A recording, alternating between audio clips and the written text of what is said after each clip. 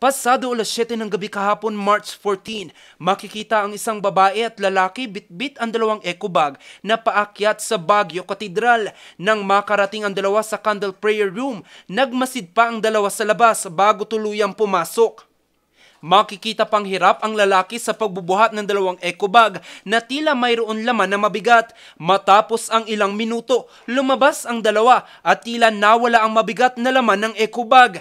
Yun pala, ang laman ng eco bag ay isang bagong silang na sanggol na babae. Nadiskubre ito matapos marinig ang iyak ng sanggol ng dalawang magkaibigan na napadaan lang sa lugar pasado alas 7:45 ng gabi kagabi. Curious sila, sinirit nila po sa loob kasi walang ilaw, yung kandila lang. Pagpasok po nila sa loob, nakita nila mag-isa lang yung bata, walang kasama. Sa taya ng Women and Children Protection Desk, nasa 4 na araw pa lang ang edad ng sanggol. Bukod sa pagkakakilanlan ng mga magulang, isang malaking tanong rin kung bakit iniwan ng sanggol sa simbahan. Panawagan ng ahensya.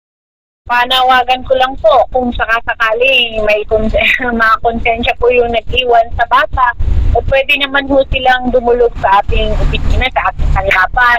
Pwede rin po sa women's desk po ng Station 7, or pwede naman po sa social worker natin. Kung ayaw po nilang paalam na ang kanilang pagkatao, pwede po silang dumulog sa ating opisina. Agad na dinala ang sanggol sa pagamutan para masuri ang kalusugan nito. Laking pasasalamat na lamang ng ahensya na malusog at ligtas ang sanggol at nasa pangangalaga na ito ng DSWD Cordillera. Samantala, sa kaparehong araw, isang fetus rin ang nakita sa isang pampublikong palikuran sa Melvin Jones Grandstand alas 5:45 ng umaga. Isinilid ang fetus sa isang sandubag.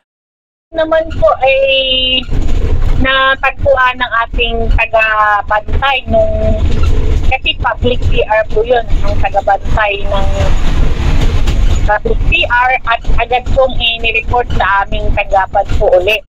Sa taya ng WCPD ng BCPO Station 7, nasa 4 na buwan pa lamang ang fetus. Samantala, tiniyak naman ng BCPO ang maigting na investigasyon kung sino ang mga magulang ng mga ito. Jose Robert Inventor para sa Luzon Headlines.